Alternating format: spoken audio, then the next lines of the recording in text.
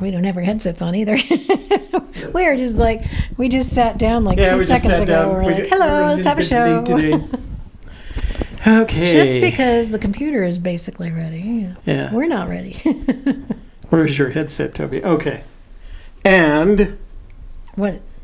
Take it from the top. And. Hello, and welcome to A Gypsy's Kiss. It's Friday Fentrospection, and we're going to be talking about the poem and who wrote it.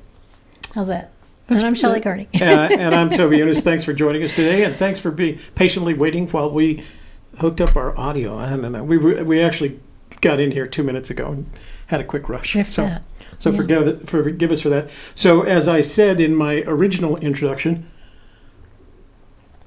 we're going to try and answer the question, as you can see behind us, who wrote Forrest Fenn's treasure poem? Now, that may sound a little bit crazy in terms of asking a question, but one has to think about it in the context of what we've been discussing for the past couple of shows, and that is, it doesn't matter, and I've got it up on my whiteboard now so I don't forget it. It doesn't matter who I am, it only matters who you think I am, and that's from Forrest's statement. He didn't state it exactly that way. He always stated it in the second and third person, and I made the conversion into the first and second person. So it doesn't matter who I am, it only matters who you think I am. And so that has led me to some additional thinking and sleepless nights. And one of the things that started bugging me after we had those conversations on Wednesday was, who wrote the poem? Who wrote the treasure poem? It wasn't me. No, and it wasn't me. But one has to consider which one of the people that it doesn't matter who we think he is, actually wrote the poem. Was it the Forrest Fenn who was the somewhat insecure child? Was it the Forrest Fenn that became a top-notch, well-heeled and proven and tested fighter jock? Was it the Forrest Fenn that experimented with various businesses? Was it the Forrest Fenn that ran a successful gallery in Santa Fe, New Mexico, as Jason likes to say, one of the toughest art markets in the world? Was it the Forrest Fenn that spent several years considering the possibility of the closeness of his death via cancer, the disease that killed his father? Was it Forrest Fenn, the amateur archaeologist? Was it Forrest Fenn, the author of several books? Was it Forrest Fenn that hid the treasure? So which I'd like to know, I'd like to discuss today, and we're going to open up the phone lines in just a minute, as soon as I get my phone ready here. Let's do that and that. So which of those Forrest Fenns actually wrote the poem? Because my sense is that any one of those Forrest Fenns could have written the poem. It's a nice poem. It's literate. It's got the riddles in it. It's not very long, 6 stanzas, 24 lines, but it's not much longer than some of the other poems that more famous people like E.E. Cummings and Edna St. Vincent Millay have written. So he took the time to write it. He said it took him 15 years to write the poem, that he worked on it for a really, really long time. We don't know necessarily which 15 years it was. I have to imagine that some of it took place right after his diagnosis or his prognosis for cancer, that he had a 20% chance of living the next 5 years. And that's when you consider your life and what you want to accomplish with it and how you want to be remembered. So some of it was written then. It was refined over the years as he got well, thankfully, and eventually was published in The Thrill of the Chase. So I asked the question, which one wrote it? Which Forrest Fenn? The insecure, relatively insecure, I don't think any more insecure than most middle children in a family. That fighter jock, the businessman, the cancer patient, the author, the amateur archaeologist, the hider of treasures. So, because I think each one of those individuals that is inside Fenn has the potential to write that poem. And so one would have to consider which of those individuals, each of them with a significantly, I believe, different external personality, and maybe even internal personality, because we all grow, wrote that poem. And if you wonder if that applies, what I'd like you to do is, so it's 2019. I want you to think about exactly where you were as a person, not your life, right? Where you were as a person 15 years ago. That would have been 2004. Where were you? Who were you in 2004? And kind of describe it in one or two words. Put it in the chat room. And I'm willing to bet dollars to donuts that the person that you were in 2004 is not the person who you are today. Because if you're that same person, there's some sense that you haven't evolved or devolved. Some people devolve in that period of time. I can tell you I was going through a divorce. It wasn't an ugly divorce, but I was depressed. I woke up every morning just imagining how bad this day was going to be, and actually how bad my ex's attorney was going to make my day. And I was focused on that, and I was trying to keep ahead of the business, and I was struggling with that because this divorce thing was always on my mind. I wasn't quite the person. I don't think I was a happy person, and I was still trying to keep the family. I wasn't fighting to keep it together, but I was trying to keep it whole. So there was a lot of focus there. So I was working harder at my job of being a parent and a soccer coach. But I wasn't the person then that I am today. I survived that, right? Like one of those periods, and I'm not going to suggest that it was life-threatening, but I survived that period. I went on with my life. My children grew up. They graduated from college. They've all gone off and get married. The youngest is now 30. The oldest is 47. And they all have their own comfortable lives. I have no complaints about where my children have placed themselves. But I was a different person back then. And if I were to take the 15 years before that and counted that, I was a different person back then.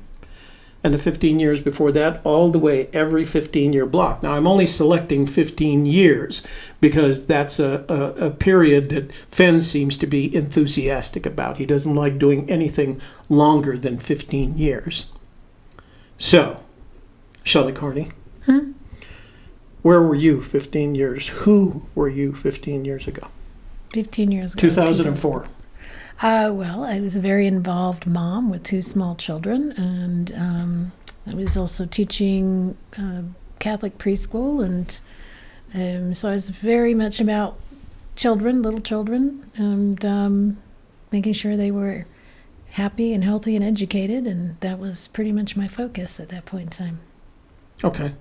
So was there any point in that period of time that you ever thought to yourself, if 15 years from now, I'm going to be sitting in front of a camera talking to a bunch of people on a YouTube channel about a treasure I never heard of 15 years ago? No, but I did think about my son graduating from college. Hey, congratulations. which we're going to do tomorrow. Yeah. And so, that'll be the end of that journey. Yeah. So, Shelley's son, Jared, graduates from college tomorrow from the University of New Mexico, where it's a good school. I went there for 3.5 years. If he gets a tassel. If he gets a tassel. He'll get a tassel. He was supposed to get it when he got his cap and gown. His cap and gown. He didn't get a tassel. So now we will. don't know what we're going to do. The nice thing about the University of New Mexico is their colors are maroon and... but they all wear different colored tassels according to what college school, they're a part what college of. they're graduating from. Yeah, that's right. Like but film is brown. Really? Yeah. I don't know what psychology Brown. is. Yeah. We'll have to find that out. Okay. So, see, my focus is still on my kids. Yeah, Mark's got me beat by several divorces. He was going through his 5th divorce. Oh, my. Yeah, dang, Mark. Toby, the brightness or contrast is high, I think. You know what? I actually put it up just a little bit because the last couple of shows that I watched, I thought it was down and off a little bit. I think we like ourselves a little bit brighter. Dark. Yeah. Last couple shows. So, wow, you guys are all getting good at this. Like you've got our audio set up, you've got our lighting set up. You guys are getting good at this. We ought to, if you're interested in how, we showed you a little bit about the room, but we also have a Udemy course on how we do all of this, So if you're ever interested, let me know and I'll give you a discount code for that Udemy course. Shelley will give you a discount code because I can never remember how to do it. And we never did do housekeeping today. That shit, man. We're a little behind on Shit, man. Yeah, it's been like... Housekeeping, you want towels? So let's deliver some towels to the room. First of all, make sure that before this video is done, this live stream is done, you take a moment to like our video, and you know the reason. YouTube likes it when you like our video. Also, share this with your family, your neighbors, your special friends, your business associates, and all the people on your social networks, because that way we can... Grow the channel. What happened to the grow? I was reading the chat room. The channel.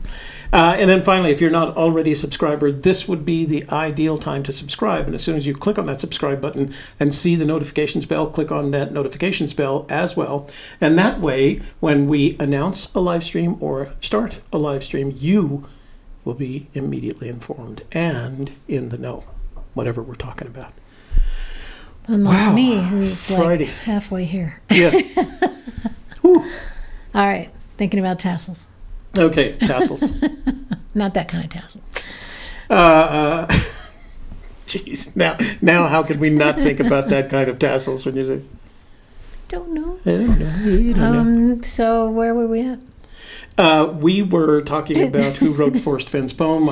I've kind of pontificated enough about that, but I think if we can identify the personality that wrote the poem, then it will help us to understand that poem. And as you know, I'm back on a it's in the poem someplace kick. I haven't figured it all out. I'll spend more wakeful nights during the rest of the week trying to figure that all out. And so I kind of think it was a property owner who wrote it.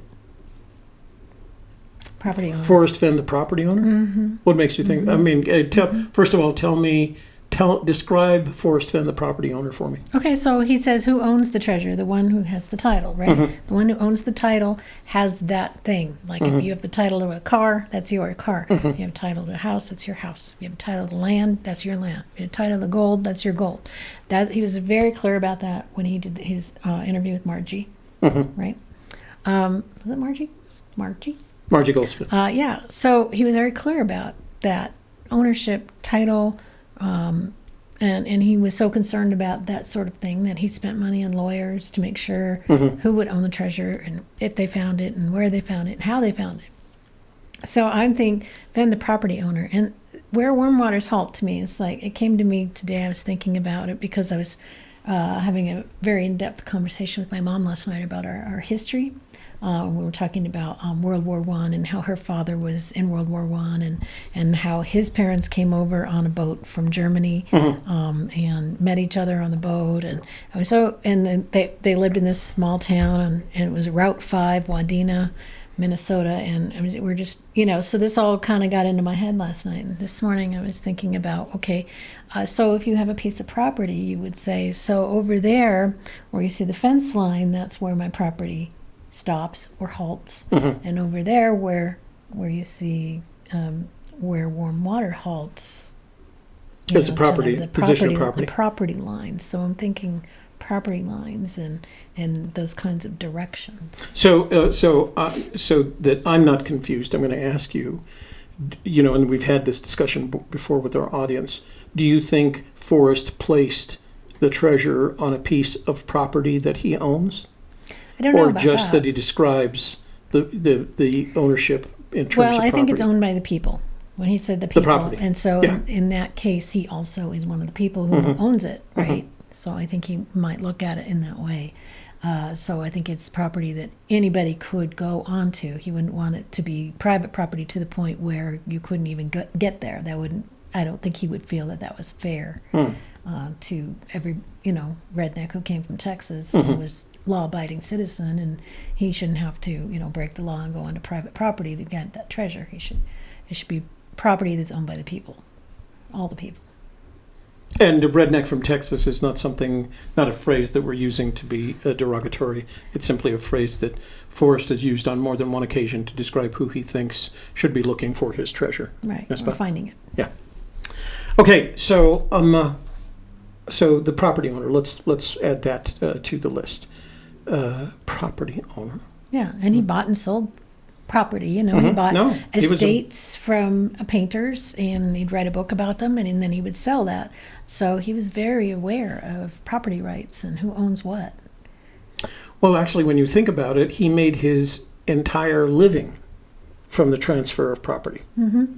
He would buy a painting from one person, sometimes an artist, and he would sell it to another person, and ownership was only temporary in the sense that he held it until it was sold and the title was transferred. And he made a comment about that in one of the interviews that he did with Laureen Mills. Remember, she brought up that nemesis of his, that archaeologist who Chris Childs or something? Rudy Childs. No, it was Childs, but I don't... Rudy Childs. Is it Rudy Childs? Yeah. And she asked him, so who owns it? Who owns that? Right. And he said, the title holder. Right. The person who owns the title. The title. And so if you look at his life, much of his living, short of that time that he spent in the military, much of the living he made after he left the military was based upon the transfer of title. So, and we're going to be talking about that next week. We're going to talk about the word trove and how the transfer of title applies to that. We're going to be doing that on Friday of next week. So we're just planning out our next couple of weeks of conversations. Okay? So let's open up the phone lines. Phone lines are open. So why don't you call in 866-597-9901 and tell us who you think wrote Forrest Fenn's treasure poem. All right? Because we think it was one of those many personalities that Forrest evolved his way through life through, and as do we, right? As do we all. So as most of you know, we do not go into the chat room during these very short 1 hour programs. We'll save that for tonight, where we go by, say hi to everybody, and talk about the questions that you're asking. But we want you now to take advantage of the fact that the phone lines are open. Call us and let's have a conversation of who you think wrote Forrest Fenn's treasure poem. We've already kind of said who it was. I have a sense that it wasn't the author, and it wasn't the fighter jock.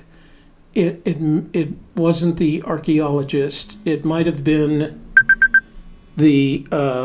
I think it was the kid. I think it was the insecure kid. But let's talk about that. Hey, you reached Toby and Shelley. What's your name? Where are you calling from? And who wrote Forrest Fenn's poem?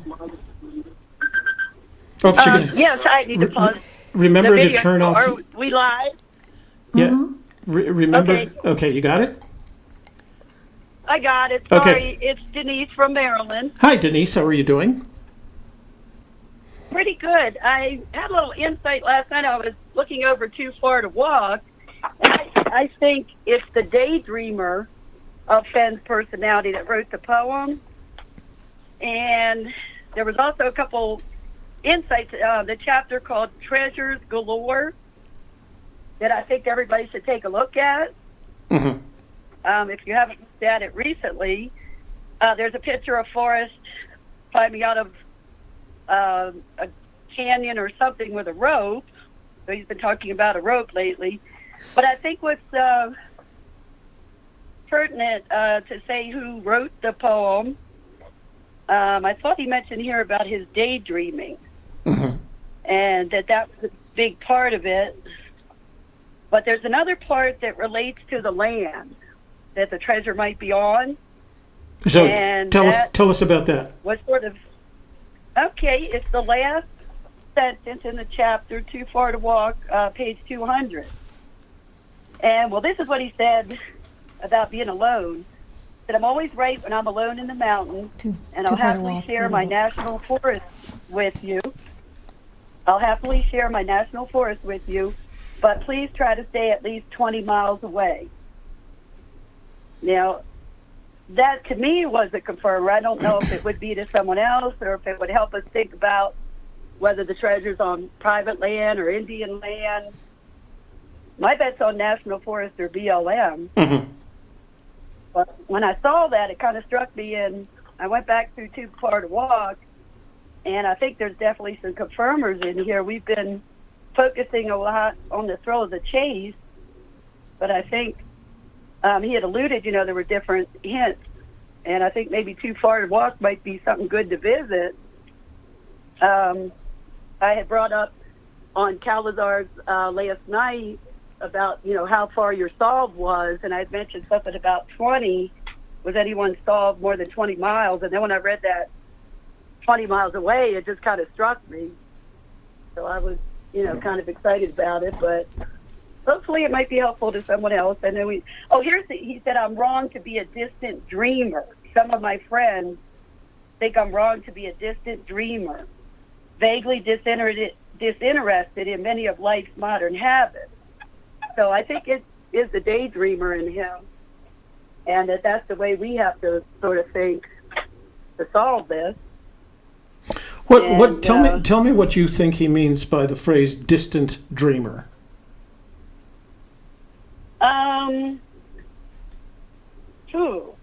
Yeah, I guess I read something about daydreaming, and I think I put it on one of the forums, but the connection between daydreaming and intelligence, and I think he's very intelligent. I love his stories and his creativity. So I think to be a distant dreamer, you sort of have to distance yourself from the trials of everyday life and be able to set aside that time to be alone and think really deeply and imaginatively as he has done. So I guess that's why he's a little distant, because he puts himself alone. I think a big part of his personality, even though he seems like a people person too. Mm-hmm.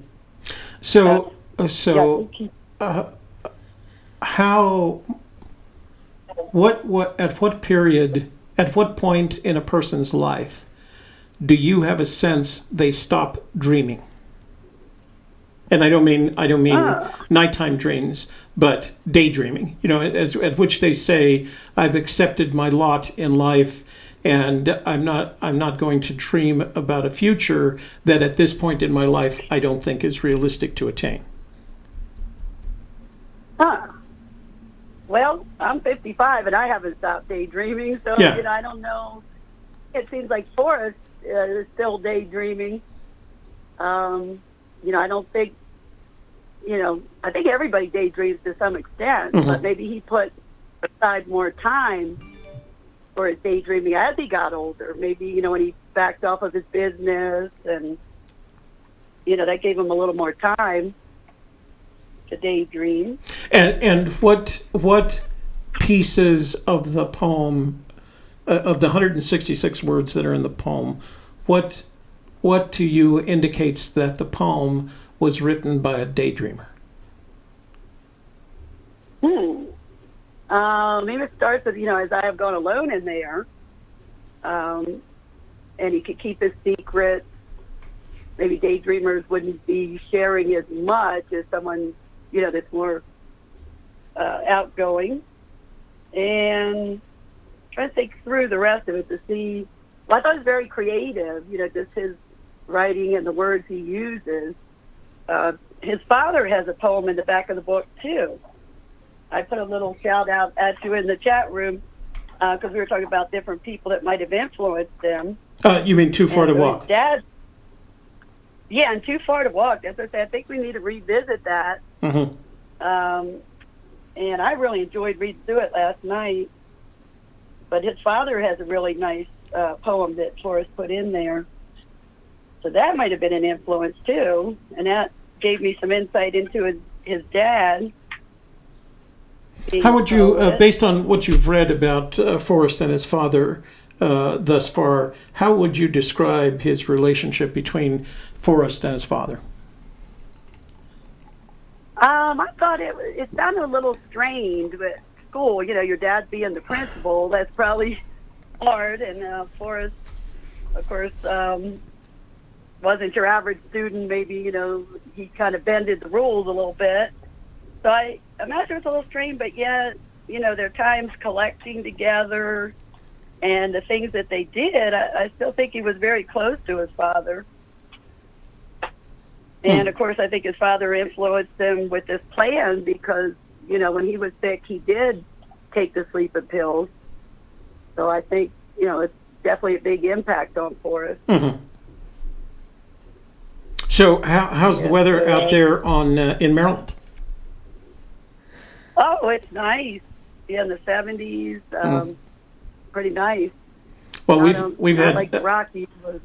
we've had winter revisit us in the Rocky Mountain states. We experience it here in Bernalillo in the form of rain, but it's been 3 days worth of rain, and I'm afraid that we're going to get it through the weekend. But I know that the northern reaches of New Mexico and at least southern Colorado, I don't know about Wyoming and Montana, have had new layers of snow in the mountains, which means it's going to be a little bit cooler there for a little bit longer. And the runoff, which has already lasted a long time, I have a feeling we're going to experience a record runoff as well. So everybody, if you find yourself in the mountains north of Santa Fe, make sure you stay safe and be aware. Well, Younis, thank you very much for calling in. We appreciate you taking the time. And should I go find myself, I want to go back to visit the Virginia kids over the summer. And what I'm going to try and do is pick a day that I can take them day sailing. So maybe we'll come by and visit. Yeah. Yeah. It's nice there. Yeah. Yeah. Yeah, this is the perfect time to be sailing on the bay. Once July and August comes along, it turns into an oven. Yes. Yeah. Yes, it's hot there in the summer. Definitely is. All right, ma'am. Okay. Well, Thanks for calling in. I just wanted to put that out there too about the National Forest. It's a pretty big area, but if it helps anybody, I know everybody's got their different opinions, but also to look at where he's using that rope there. That chapter is really interesting. And even the whole book, I think, is worth taking another look at. I hadn't looked at it for a while. But, well, you guys have a great day, and I'm enjoying your show. You too. Thanks for calling in. Bye-bye. Bye-bye. You're welcome. Bye-bye. So that was Denise from Maryland, who thinks it was Forrest the Daydreamer. Who wrote the poem? Who wrote the poem? Yeah. Forrest the Daydreamer who wrote the poem. Phone lines are open. Call in and let us know who you think, which of the Forrest Fenn personalities wrote that poem, and tell us why you think so, because I think it's important to help us figure that out. Got a call coming in. Hey, you've reached Toby and Shelley. Thanks for calling. What's your name? Where are you calling from? And who wrote Forrest Fenn's poem? This is Joe Treasure Hunter. Hey, Joe. How you doing? Good. So, who do you think wrote Forrest Fenn's poem? Well, who wrote his poem? Yeah. Which of Fenn's personalities wrote Forrest Fenn's treasure poem? That's what we're talking about today. Oh, which Forrest Fenn wrote his poem? Well, let's assume that Forrest Fenn did write his poem. I'm going to make that assumption. But as we described at the beginning of the show, we've experienced through Forrest writings a number of different personality types in Forrest Fenn. So which of those personality types do you think wrote his treasure poem? Well, you have to take into account the fact that he used that one book he read. Well, what was the name of it? Catcher in the Rye. Mm-hmm. Now, that's a pretty sinister book. Well, I don't know. Maybe you could call it sinister, maybe not. Mm-hmm. But there have been quite a few people in history that have wound up reading that book and doing things that were quite sinister. Mm-hmm. So, and John Lennon, there's several. Even, Ronald Reagan. Mm-hmm. People have read that book and they've gone into left field and done something due to that book. Well, so let's go back to the question. The question is, which of Forrest Fenn's personalities wrote the book? Wrote the poem. That too. I would say the personality that he keeps to himself is the one that did that. Yeah, interesting. And So let's explore that. Which which of his personalities is the one? Describe the person who has the personality that keeps to himself. Which Forrest Fenn is that? Describe that individual to me. Well, he's mentioned a lot of things about his life, and he's said plenty of times, I make my own rules, pretty much, hell with the world. And he has the right to do that. We all have the right to think and do what we want to do. Short of infringing on another's civil rights, of course. Because we can't do everything, exactly. Right? He wouldn't do anything to deliberately affect or hurt anyone. This is not about that.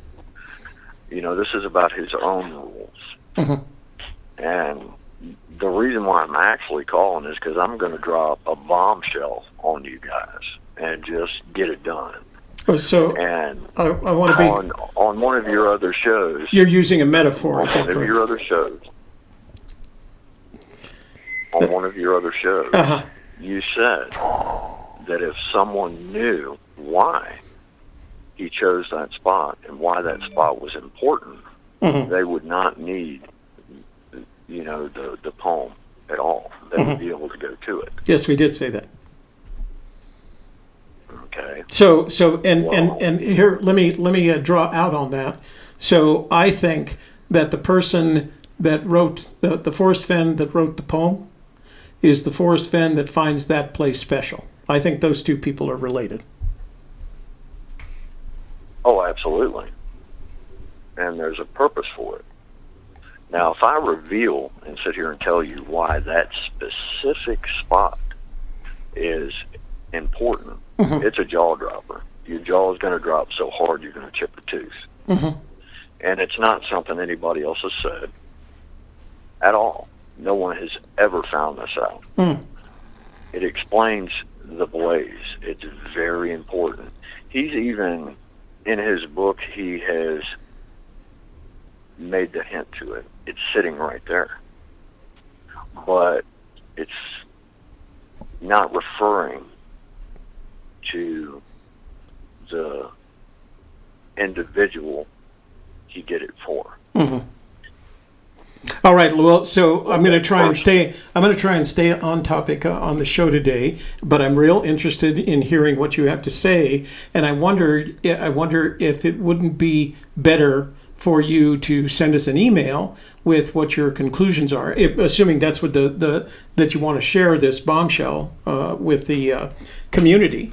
If you want to share it with the community, put it in an email, send it to us, and we'll make sure that we read it tonight. I'd rather do it. I would really rather do it on air and everybody hear it. Oh, okay. Send it in an email. All right. Well, then, no. Well, if you send it in an email, we will read it and everybody will hear it on air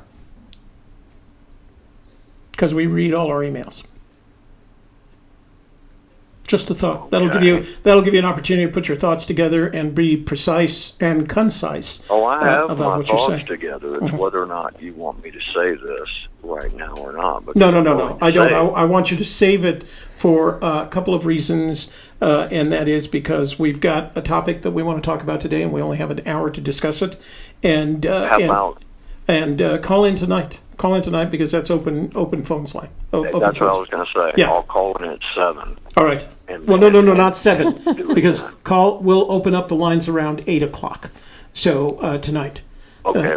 I'll get a notification. Yeah. Once you open the phone lines, I'll go ahead and do it. It's going to shock everybody. Well, we look forward to it. It's undeniable. All right. We look forward to it. It is undeniable. Okay. All right, sir. Thank you, Shelley. Thank you, Toby. Our pleasure. We look forward to hearing from you tonight. And we got a couple of Joe chings Treasure Hunters from our friend Jeff Schultz. Housekeeping, you want toast? Let me answer this. That's for you, Jeff. I'm calling you from Microsoft Refund Department. Please do not hang up. You have paid for your computer technical support a few months ago. We are calling to refund your money as the company has been ordered to close. I don't know why they called the smart line to do that. Apparently, I have money due from Microsoft. Jason called me yesterday, or sent me a text yesterday, and call me back. Or Hello. I have no idea. All right, that's smart. Let's see. Hello. Okay, you have reached Toby and Shelley. If you're Microsoft, hang up now. If you're not, tell us your name, where you're calling from, and who you think wrote the Forrest Fenn treasure poem. Hey, Toby, it's Louis from Houston. Hey, Luis, how are you doing? I'm doing good, brother. Hey, good to hear from you. I called a couple of weeks ago. I know, I remember. Yeah, good to hear from you guys. So, that's a pretty good question you have there. Who wrote Forrest Fenn poem? Uh-huh. And I believe, in my opinion, he already gave that answer. And I feel like the answer is that when he said contentment is the key, I think the one who wrote it was a man that is contented in life. It's a man that, like he said so many times, there's not many 15s in life.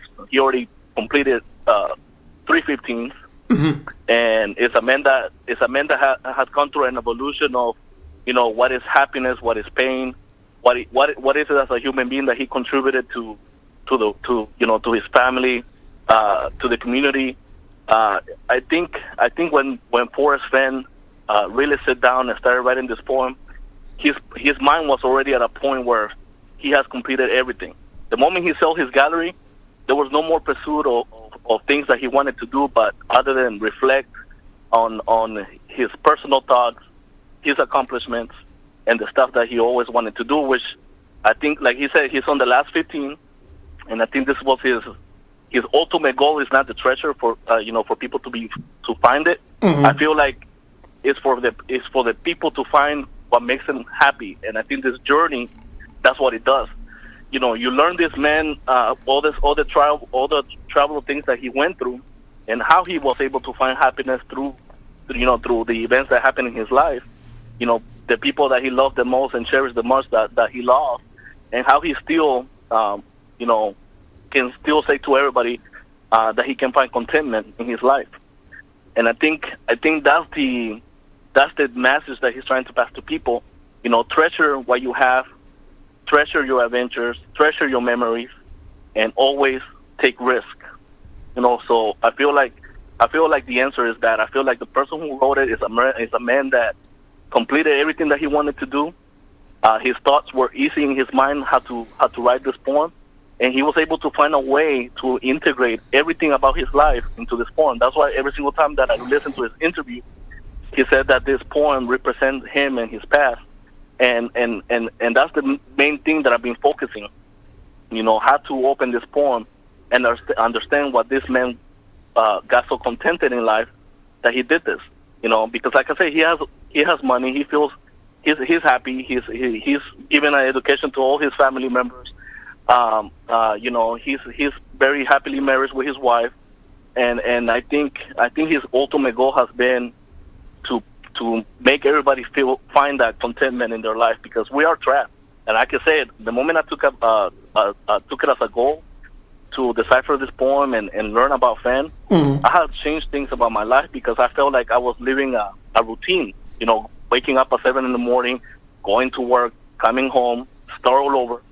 And then it made me reflect that, why am I in a routine? Why do I feel like I'm so obligated to be in a routine? How come I'm not doing the things that I really want? And that's the thing that I started changing. And I feel like that's what he says. Contentment is the key word. Once you feel that contentment place, once you feel contented with your life, you're going to be able to figure out this poem. That's my personal belief. I think that's, as usual, Luis, very insightful. So it strikes me, and I'm going to ask your opinion on the matter, that a contented man or woman is also at a point at which they're very confident about the risks they're taking. So I feel like there was a risk he was taking by writing this poem, but it sounds like because of that contented period that you describe in which he wrote it, that he was confident he was doing the right thing. How do you feel about that? That is correct, Toby. I think the moment that he felt contented in life, the materialistic things didn't matter to him too much. He wanted, and I feel like the moment he realized that he was happy where he was at, he had all this trolls, all this stuff that he loved to collect. And I think that by putting people into the same journey, his ultimate goal was for people to find their own happiness on their own way, not to be blinded by the value or the treasure or the potential things that can happen to your life, but also whenever you take the journey, think about the stuff that made you go through there, make you reflect why you started thinking those processes. Why I like the community, the searching community, because everybody's taking a risk. Everybody is doing something out of the ordinary because of this project or this poem that this man made. This man that is already happy in life, and I think, like I said, his ultimate goal is to make everybody find their happiness. And once they find their happiness, they'll be able to decipher this poem. They'll be able to understand, how to really open it up and really understand the main focus that he's trying to make everybody follow. Well, Luis, I'm going to have to, again, thank you for your call. You've given us a lot of insight and certainly enough information for perhaps even a show on its own. I'm making a note right now that we're going to have to deal with that topic on our own show. But again, thanks for your insight. Thanks for taking the time, and thanks for being You're welcome, Toby. So clear about what your thinking is. And I want you to know that in the same way that this treasure hunt has helped you to consider where you want to go, uplifted the daydreamer in you. The simple fact of the matter is that Shelley and I wouldn't be doing what we're doing right now had it not been for Forrest Fenn. I wouldn't have learned all these new technologies. I wouldn't have had all these new thoughts. I wouldn't have something that literally stimulates my brain enough that it keeps me up at night, which may or may not be healthy. But, if he's having that impact on other people, not necessarily to the extent that they're building a studio and getting on YouTube, but to the extent that they're considering their place, their lives, and making some positive, some improvements and positive changes in their life. So I think that's very insightful, Luis. Yeah, and Toby, and that's exactly what I was going to tell you. I mean, it had changed my life in so many ways. My kids, I don't want them to follow the same routine as me, and I was thinking the whole time, you get blinded, you get complacent in the stuff that you do, that you stop realizing about the stuff that you do in your life. You feel like I said, it's a routine, and then you stop thinking. And I think that's the thing that Fenn helped me do, that I need to start thinking about the stuff that I wanted. Mm-hmm. I know I already talked too much, but thank you so much for listening to me. I love your show, like I said, and I can't wait to go boots on the ground, which is going to be June. So hopefully, like I said, hopefully I did find the answer, but you'll be the first one to know. Well, we look forward to your visit if you find yourself in this area. And thanks for calling. Feel free to call anytime. I love hearing from you. So you have a good day. Thanks for calling in, and thanks for your insight. Thanks. Bye. Bye-bye. Luis from Houston. And we got some money. How many's? One. From Poor Boy. I'm assuming it's for a sandwich. It's for a sandwich. It doesn't say, but it's $4.99, which is about the right price for a sandwich. We're having all kinds of interesting phone things happen today.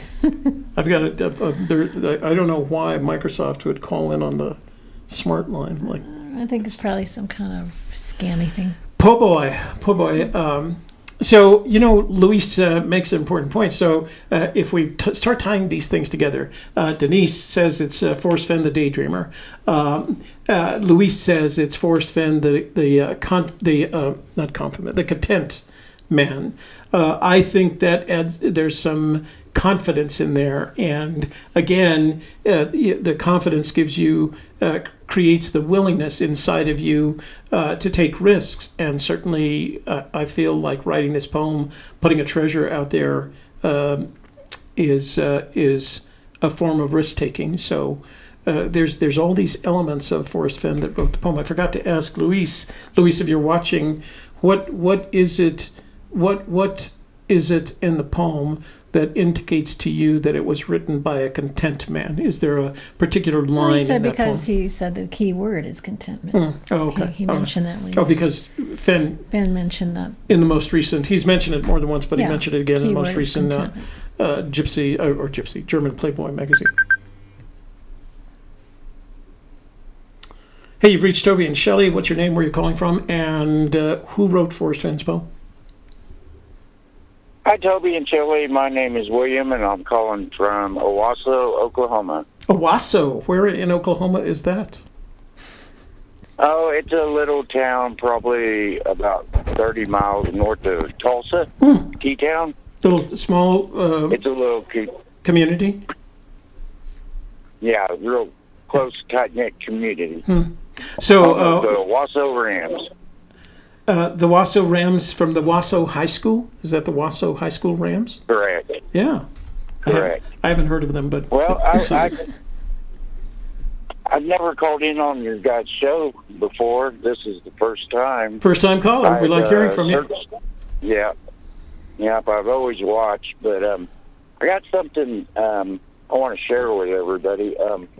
I've been searching for the treasure for 5 years. I've had 4 boots on the ground, Colorado, Wyoming, New Mexico, twice in Colorado. I've read The Thrill of the Chase probably, lost count, maybe 10 times. And, 5 years. And Fenn says the clues or hints, there's hints in the book, if you can find them. And a couple of aberrations around the edges. Correct. Okay. And he says that everybody's stepping on the ants while the elephants are running by. They can't see what's right in front of them. If you can decipher what the clues mean, like warm waters halt, everybody can't see what's right in front of them. Anyway, to me, what I found by reading that book 10 times, I can't find anything that points towards the warm waters halt, except one thing. Okay, you've heard Fenn use this term, don't muddy the waters. Well, when somebody muddies the waters, what are they doing, Toby? They're stirring things up. They're changing. Yeah, they're stirring things up. They're changing the subject, or they're getting off of the situation. I might be crazy in what I'm thinking or the way I see it, but I think that waters isn't waters, and what he's referring to. If there's supposed to be a hint in that book, the only hint would be a situation that he was in. If this kind of makes sense, it's kind of hard for me to explain because I'm a little nervous. I've never called in on the show before. Oh, don't be nervous. Don't be nervous. There's only 177 people who are interested in hearing what you have to say. Okay, well, think about like him and Skippy. Here's one, for instance. Him and Skippy, when the long ride home, when they're halfway between Casper and Shoshone, right? Okay, they got in an argument, right? Right. Right. Okay. It was a heated argument. There's your warm waters, a situation, a specific situation. And then when, halt, okay, when he got in the car and slammed the door and they didn't speak for the rest of the way home. And, that was a pinnacle moment for him, and I'm sure it changed his life a lot, like him sitting on the side of the road for an hour and then walking for an hour barefoot with no coat and everything. And then when Skippy came back and he said he loved him forever, and they never, ever fought again. Right? How close am I? Well, Do you think I have anything let's see. Because it's hard for me, as it is for anyone, to tell any searcher how close they are or how far away they are. And the reason is we all have the opportunity to express our opinions on these matters and take what we can out of the book and out of the poem. But I want you to think about what you just described. The individual that you just described on that car ride, the fight with the brother, he jumps out of the car. He has to walk for an hour, wait for an hour until his brother comes back for him, and then he has completely different feelings about his brother just because he came back for him. So let's go back to the question that we're asking today. based on what you know Okay. about, based on what you believe you know about Forrest Fenn, which Forrest Fenn wrote the 166 words that make up that treasure poem? Yeah, right. The kid. You think it was the kid, the juvenile Forrest Fenn, and I'm not using juvenile in a pejorative way. I'm just using that to describe the time period. So you think it was the juvenile Forrest Fenn? Well, going by him saying he kind of stays at the age of 13 in his mind. Mm-hmm. Yeah, he has indeed said that. I was just kind of thinking that perhaps maybe Waters, since, you know, he kind of talks like nobody's even close to what it means, to what he's trying to express. He's made statements that are like, you know, he thinks it's going to be 1,000 years the way everybody's going and what they're actually looking for. And, you know, So I think Waters is something different than, you know, actual water. I think he's using it like a term like, you know, when you say don't muddy the waters is a situation or a specific conversation. So he's using, you know, the juvenile, and again, I'm not using that in a pejorative way. The juvenile Forrest Fenn was very mischievous. How much of that mischievousness is in the poem? a lot. The way he plays with the words and changes things up and wanted to make it so hard for everybody to find this thing. Oh. All right, sir. Well, thank you. First of all, first of all, thank you for calling in. Secondly, don't be worried about calling in. We look forward to talking with long-time watchers, first-time callers, because it's not hard, and we're always open to the conversation. So stick with us. Keep joining us on these shows where we open up the phone lines, and feel free to call in and express your ideas on how to find this treasure, okay? Okay, Toby. Thank you all. My pleasure. You have a good day. You have a good Friday. Bye. Bye-bye. You too. Bye. So what do we have? We have the mischievous Fenn, the confident Fenn, the daydreamer Fenn, the content Fenn. One more smart line call right in. Hey, you've reached... gotta switch out. Hey, you've reached Toby and Shelley. Yeah, you've reached Toby and Shelley. What's your name? Where are you calling from? And who wrote Forrest Fenn's treasure poem? You might want to turn down your computer audio. Yeah, so you don't get that feedback. There we go. I think I got you now. There you go. Who's this? Hi, this is Scott. I'm from Texas. Hey, Scott. How are you doing? Rockwall would be the area I'm in. Hi there. Hi, Toby. Hi, Shelley. Hello. So who wrote Forrest Fenn's treasure poem? Well, I think that's going to be a few. We all kind of go through changes in life as he did. And sometimes you relive some of those people. Kind of depends on almost the day that you wake up. And if this took him 15 years to get this right, I think this was several of his characteristics. Mm-hmm. There's the kid. There's the pilot. The teacher inside there. There's many characteristics I think that's going to build this. Mm-hmm. I think that's the only way it could be. It wasn't written in a day, so I don't think it's one character. So you think the characteristics changed the longer, since it took him 15 years, he claims, to write the poem, that some of those personalities got themselves into the poem as he aged. Absolutely. That's the only way it could happen.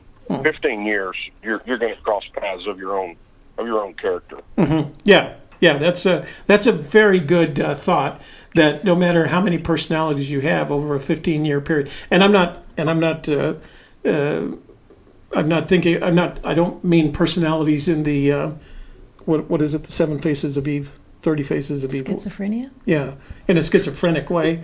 I'm just talking about, yeah, kind of the personalities that we all experience, that we have to be, in my life I've been Toby the salesperson, Toby the technician, Toby the documentarian, et cetera, because we all have. And I think that concept that you're expressing, the idea that as you travel through life, you continue to cross these paths. They cross in front of you, and that because it took him 15 years, he had to incorporate a little bit of each of those in the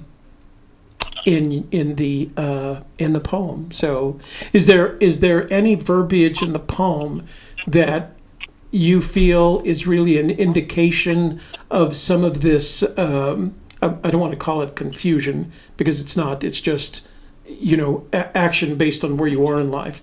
So, is there anything in the poem that gives you a sense that your conclusion is good? No, I wouldn't base it on the poem itself. What I would say about the poem, I personally think that it's not as precise as what I think most people are reading into it. Yeah. I think these are hints to other larger clues that are hidden throughout maybe the rest of the book, or maybe other books he refers to. And once again, as a pilot, you go look at maps. There's a lot of coordinates, geological numbers, and things that have to be put into a map. As a mapper myself, that's the only way I can see it. You can't have an X marks the spot and be so precise by just sending someone out into the wilderness. There has to be almost a triangulation of coordinates to zero in to a tight of an area as he's speaking that this would be. So, as far as back to what your question was, relating to the characteristics of when he wrote, is that in the poem? Do I see that in the poem? Not necessarily in the poem. To me, it's more kind of a common sense thing. 15 years, you're going to change. I mean, you wake up from one day to the other, maybe being in a good mood or a bad mood. You may be a little more fun-loving one day and not quite so much the next. So that's what I would kind of call characteristic, so to speak. So let me ask you a couple of questions, just because I'm curious. What part of Texas is Rockwall in? We're about an hour east of Dallas. An hour east of Dallas. Oh, okay.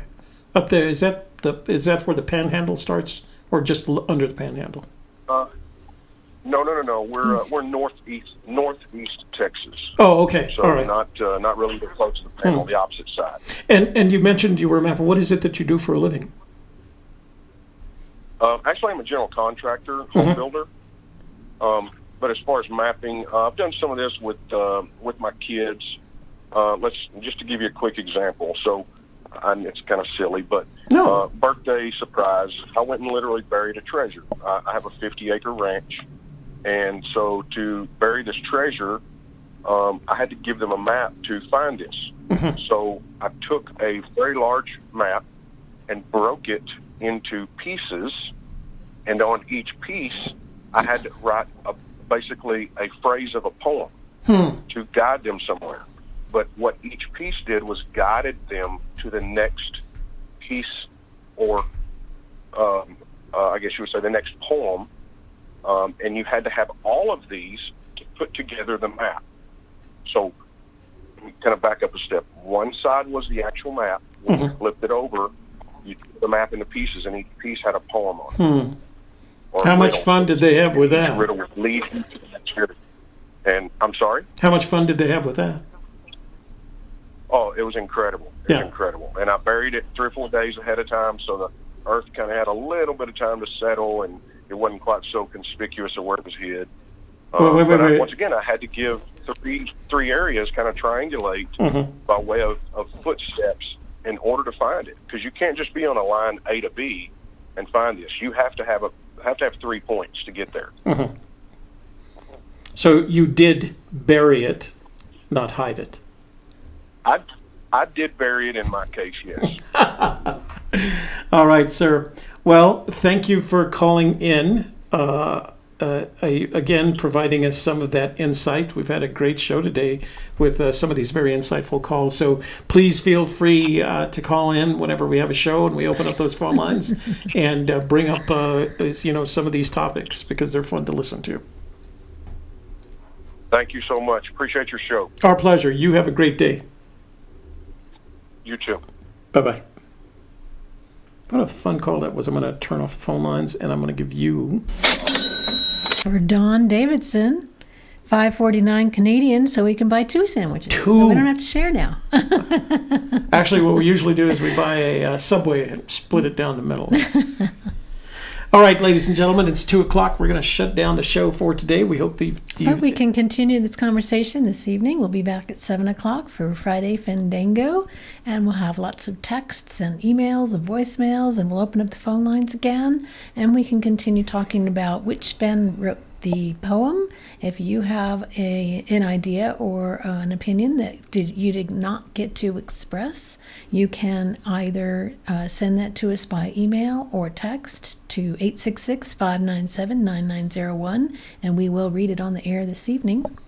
Thank you all for your great attention, for all your wonderful comments and questions, and for all your phone calls, and also for that wonderful super chat, which just gives us all kinds of encouragement to continue doing our show. Yeah, even exactly. when Toby called me yesterday and said, well, your mom's in town. If you don't want to do the show tomorrow, I can do it by myself. And I'm like, oh, but then they wouldn't give you super chat because I wouldn't be there. So This is probably true. They're not going to give him any money. So next week's afternoon shows, we're going to talk about... are you sure you want to share that? You always seem to change your mind at the last minute. You're probably right. But this gives me some... So next week I want to talk about why Fenn says no one will stumble over the treasure he hid. Because I'm going to have to eat some humble pie on the analysis that I did on that. I've revised my analysis, and I'll eat the associated humble pie to go along with it. But again, I think it provides us some insight into how Fenn thinks in his head. And then on Friday, we'll talk about the word trove. And we're going to break that down both from a legal perspective and how U.S. case law sees it. And we'll talk about that. So, yes, Greg, we will make sure we have our headsets and our mixer on tonight. Get back on the ball again. Yeah, so it was one of those days where we literally got started, and Shelley was putting on a lipstick, and I yelled 2 minutes, and she came back in and she said, "Oh, it's 1 o'clock," and like it was our own fault for being a little. Okay, we just think we have this all together, and sometimes we just don't. There's a bunch of buttons that have to be pushed. I mean, I said, I've got a 3-page long checklist that I have to go through every time I do this, and I ignored that was my mistake for today. I ignored the checklist. I thought I had it all. You just think you got it all together. Yep. Okay, so we will see you guys tonight. Did you already say your goodbyes? Basically. All right. Thanks for joining us. And I'm Toby Younis. Thanks for joining us. We'll see you at 7 o'clock Mountain Standard Time this evening. You guys take care.